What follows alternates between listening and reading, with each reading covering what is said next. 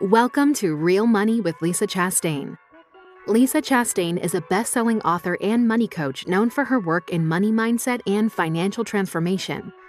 Her approach focuses on the truth that money is emotional before it's mathematical, and that lasting financial freedom begins with changing the way we think, feel, and behave with money. On this show, Lisa explores the psychology of wealth, abundance mindset, financial literacy, and the deeper beliefs that shape everything from debt and income to entrepreneurship, side hustles, and building multiple income streams. If you're ready to shift your relationship with money and step into a stronger wealth mindset, you're in the right place. Here's your host, Lisa Chastain. Welcome to Real Money with Lisa Chastain.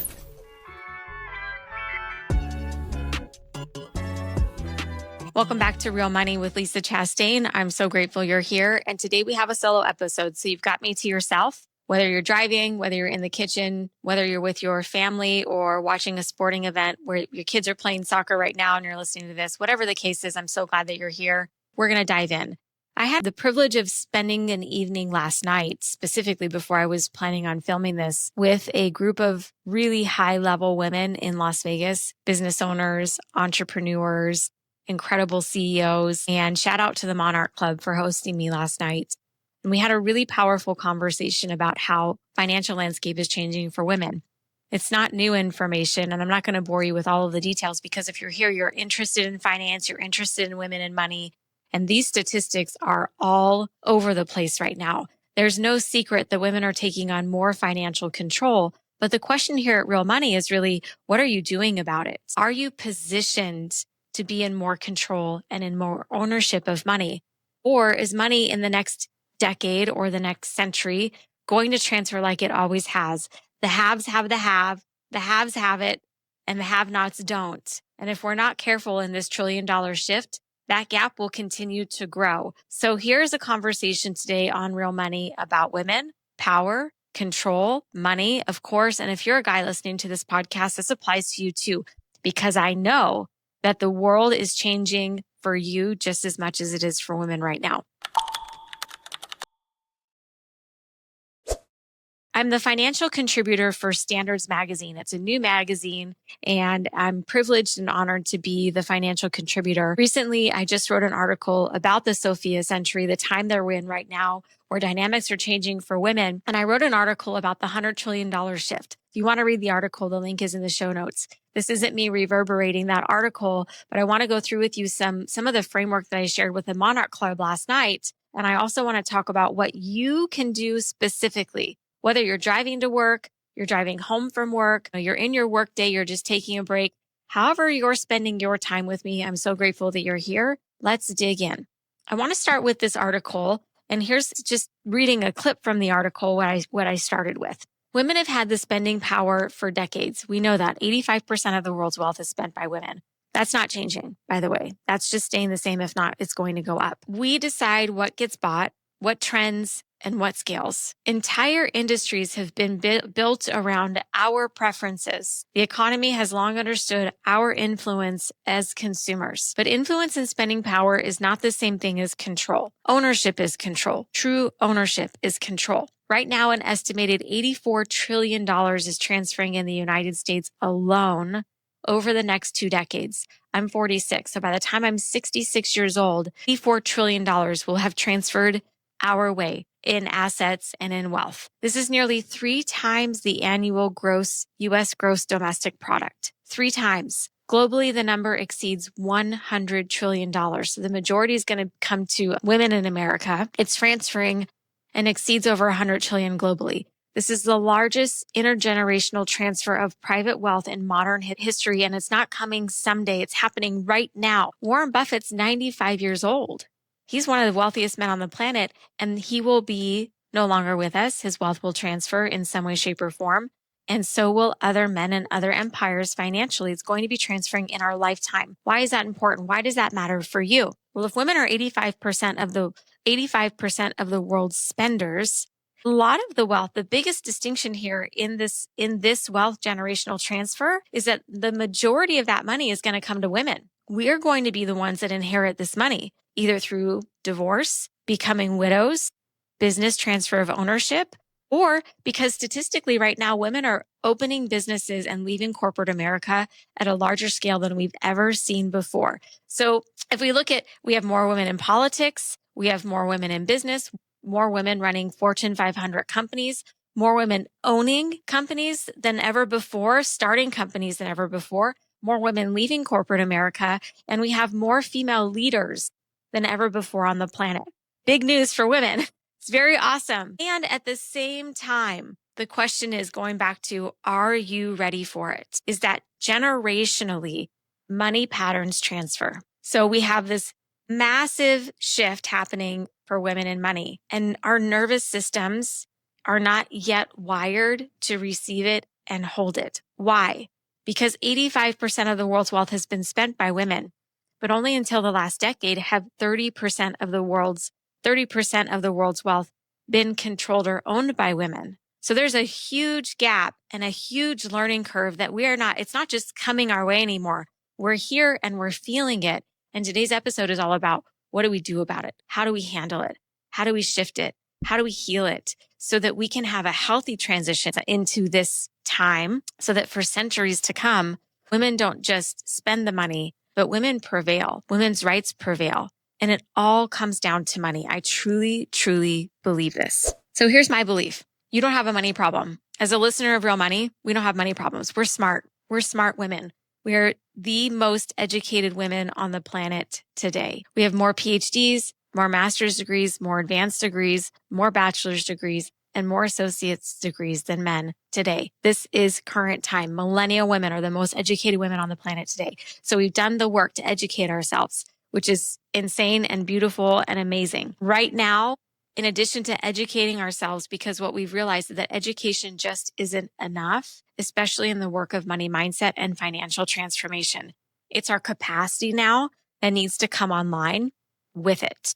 With the education, with the knowledge that we have, we need to bring our nervous systems and our bodies together to be able to make this transition successfully and to hold on to the wealth, hold on to the power, hold on to the control. Because 90% of the money that comes women's way, 90% of that money gets reinvested into our communities, into the environment, into our households, into making the planet a better place. So there's nothing bad that could happen when more women have more money, unless it is the unhealed masculine version of ourselves that inherits this money. On the main stage, I have a couple of videos that I've just posted, one out about Jeffrey Epstein, and we're seeing this all over the United States right now. We have toxic masculine energy driving the bus. And when I say masculine, I don't just mean men. Toxic masculine energy is driving the bus for us, and it's killing us all. We cannot afford for that to be our future financially. The feminine in all of us needs to come online. The divine feminine in all of us, the healer in all of us needs to come together and come online. But first we have to embrace it and notice that that's actually something that's necessary. It's something that we need to do. It's something that we need at all. In business specifically, I've been in business for over a decade. Before that, I was in higher education. The male-dominated systems are killing us.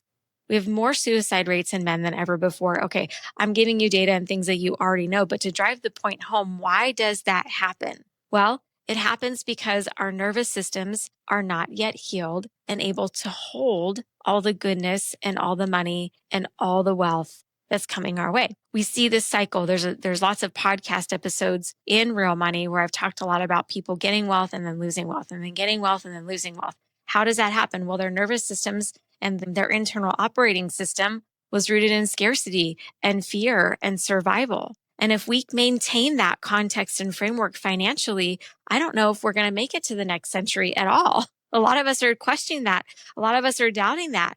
And so when it comes to money specifically, as much as budgeting is talked about, the work for us to do is to increase our capacity financially. What does that mean? Think about the last financial decision you delayed or second guessed yourself or told yourself before you got the raise that you're not even worthy of a raise. Think about the last time you made a financial decision that was rooted in fear or scarcity. That's capacity. That's not a numbers problem. That's not a discipline problem. There's an internal conversation, internal driver for you that's having you choose from a place of scarcity and fear. That's the piece that needs to be healed. So when we talk about capacity, we talk about through our somatic nervous system, what is it that needs to be healed and shifted financially and beyond so that you can become the woman or the man that you were born to be from a healed place. When we learn how to titrate our capacity, maybe today you don't even know what you would do with $3,000, let alone $3 million. That's capacity too. $3,000 versus $3 million is going to do something different to your nervous system. That's the internal work that we need to do to raise our capacity financially. I asked a business owner last week, he's making less than $100,000 a year, and he's got all these dreams and this big vision for himself financially. And he said his goal this year is to make $100,000 a year. Well, if that's the case, what would happen to your nervous system? This is a question I asked him.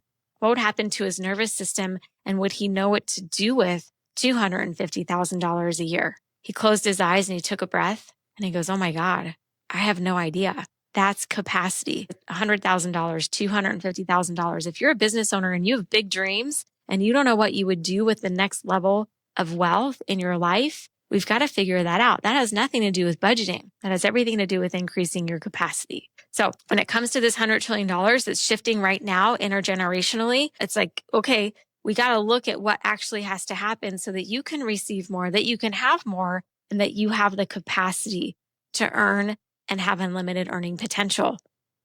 Okay. And then comes in your financial set point. Your financial set point goes back to the age before the age of 7. I talk a lot about this in my book, Stop Budgeting, Start Living. And we're going to talk specifically about where for you to look about your financial set point right after the break. Pause.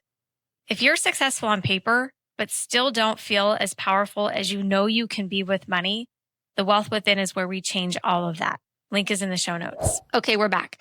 So in neurolinguistic programming, we have a saying. It says that we don't see the world as it is. We see the world as we are. We also have a conversation, you may not have heard this before, but in neurolinguistic programming, we talk about it all the time, is that the map is not the territory. And the map is our internal reality versus the territory, which is the rest of the world. When we can acknowledge the fact that our map of reality is not as it is, then we can go, well, what does that mean? How does that apply to ourselves financially? Well, our financial set point goes back to our financial imprinting, which is before the age of 7. I want you to think of it this way. Everybody has a different financial set point, aka a different map of reality for different reasons. We process information this differently. We have different skill sets. We have different strengths. And our financial set point dating back to before the age of 7 is almost like each of us was born on a different level of a hotel. It has different floors, right? Well, some of you were born in the basement of the hotel or on the street outside of the hotel. You didn't even get into the hotel in the first place. If you're in India, we talk about caste systems, and we know that there's some unconscious ways that people think about money based on how they were raised. Well, it's pretty easy to simplify that and think about a hotel. Everybody's born on a different floor financially. And if you're someone who was born in the penthouse financially, you have a different map of reality than someone who was born in the basement. Also, how does this financial set point apply to real time getting to where you want to go? Let's say that you're someone who was born in the basement financially, and your financial set point is in fear, in scarcity, and not having a lot, in a working class environment. Maybe money was toxic, like ground zero, things were not healthy, and people were just fighting to feed themselves. If we listen to our parents or our grandparents talk about the depression, families of 8, if you didn't get to the table and eat, you didn't eat at all. That would be my version of like the hotel basement. Having studied economics in college and been a part of the financial conversation for years and years and years, another comparison would be someone in a third world country having access to fewer resources, less education, all the things, right? You get it. Okay. Now go up a layer, go up a level, go up a level. Middle class is in the middle of the hotel. And then of course we have the penthouse, the very top of the hotel. Well, if you have a financial set point in a lower level and you want to make it to the penthouse, you're going to have to do a lot more work because you got a lot more levels. I'm a 90s kid, Super Mario Brothers. Hello. We know what it's like to get to different levels. You got to check in and think about what is your financial set point. Because for me, the whole reason I started the Real Money podcast, which has changed over the years, is like, my God, what is it really going to take for someone who doesn't have a penthouse financial set point to get there? What do we actually have to do to get there? And there's so many financial experts that were born on floor 25 telling people on floor 1 what to do. And their map of reality is totally different from others. That's the whole point of financial set point. And we have to realize and recognize that in order to say, what do we do about it? Because for those of us who were born with lower financial set points, blue collar girl, my dad never made more than $60,000 a year. I have more work to do because of my internal representation of what money is and what money isn't. It doesn't live in me. Fluence doesn't live in me. It's something that I aspire for. And in order for me to get there, I have other levels to go, not just in knowledge. I was a financial advisor. I had my Series 65 and I spent a long time trying to get that Series 65. I failed it 3 times because of the knowledge base that I needed that I didn't have. It wasn't born in me. It wasn't around me growing up.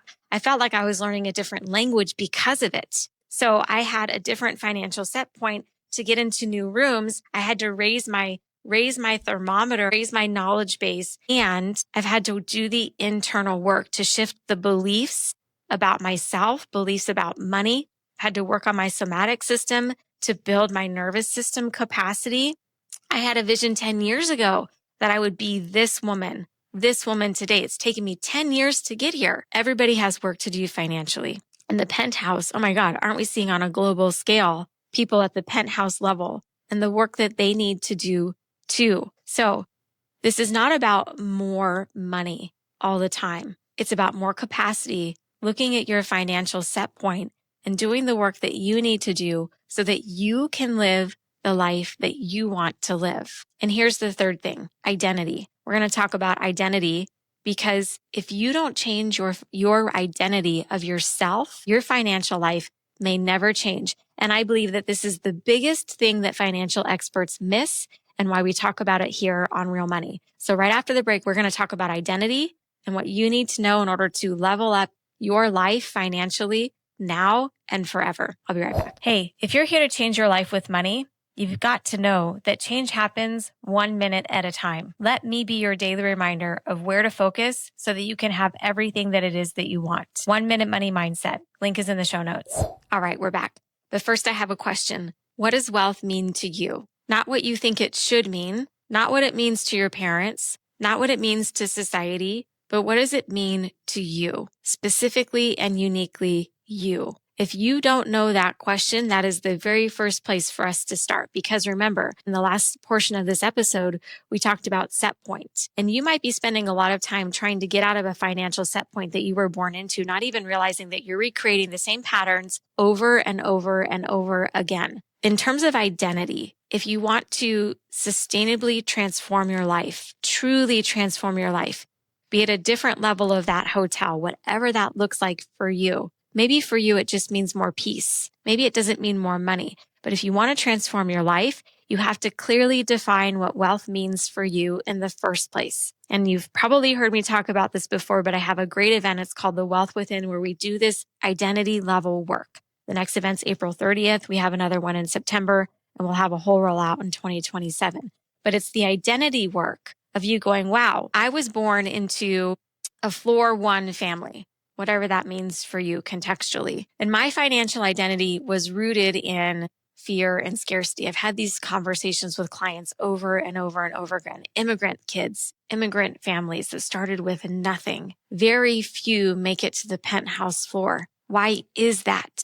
Because if you still have a 5-year-old identity running around inside, that's your representation, internal representation of money. You may never get to the next level because you have an internal representation of what that means too.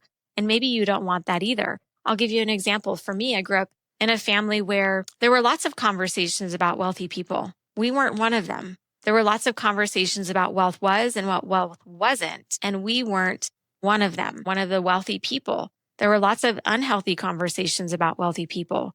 I guess the question is for you, what is the limiting belief or what is the internal representation that you have about wealth? And if you want something different in your financial life today, that's the first place to start. How do you do that? Visualization, breath work, guided exercises, dreaming. There are lots of ways with guided support for you to create a new vision for yourself when it comes to wealth, but that's the first place. If you don't have a vision for your life, you gotta start there. But I want to end this conversation today with this. Wealth, first of all, is not a number. Wealth is a way of being. Wealth is a lifestyle. We're talking about that in Standards Magazine. You can join the conversation with me there. Link is in the bio. And also, in order for you to create the kind of wealth that you want, you may need to change your identity. What do I mean by that? Let's start with the analogy of a caterpillar. Pillars don't just change their behavior to become a butterfly, aka budgeting. Budgeting would be a behavioral change or a behavioral shift financially in order to get what you want. Well, a caterpillar to get to a butterfly can't simply just change its behavior to become a butterfly. It can't just do reps and work out to try to fly. It can't just jump off of a twig to try to become a butterfly and poof, magic butterfly wings appear. It doesn't happen that way. And it's the same thing financially. Just changing your behaviors financially, if you still identify as a broke person, isn't going to work over time. Eventually, you revert back to the broke identity, or you'll be broke because that is your identity as a broke little kid from Brooklyn or from wherever you are. Caterpillars don't just also change their environment to become butterflies. What do I mean by that? Well, they don't just go out and get a new job to become a butterfly. And in finance, a lot of times the advice that we're given is to change our behaviors and change our environment in order to get a new identity financially. It's not going to happen that way. The third tier, this is from neurolinguistic programming too, which is NLP logical levels. The third tier is capabilities. So a caterpillar doesn't just go back to school to learn how to become a butterfly. There is no butterfly school. A caterpillar doesn't enroll and get a PhD in becoming a butterfly in order to become a butterfly. You see where I'm going with this, right? So according to logical levels of neurolinguistic programming, in order to get the transformation that you truly want in your life, which is exactly why I'm bringing this home financially, because my whole world is about transforming people's lives financially and your life financially, is that transformation, sustainable transformation happens next at the vision and values level, identity level, and purpose level. In order for you to change your life financially, to step into the wealthy, whole, healed human that you were born to be financially, you must level up and focus on your identity. How do you do that? It's a process. It's a process. And it starts with understanding what your vision and mission is for this life, which is deep, deep work. It's not as simple as budgeting. To be wealthy has to be clearly defined. And also, you've got to do the inner work to heal parts of you that might be pulling you back and pulling you down to those lower levels that you don't want to play at anymore. So you've got to be in more productive conversations.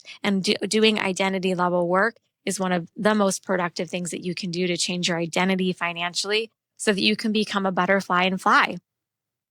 Okay, what does all of this have to do with what we started with, the Sophia Century? Women must change our identities to lead into this century. We've got to stop playing the smaller game. We have to disallow being controlled. We have to control more. And I truly believe that financially is where it's all going to shift.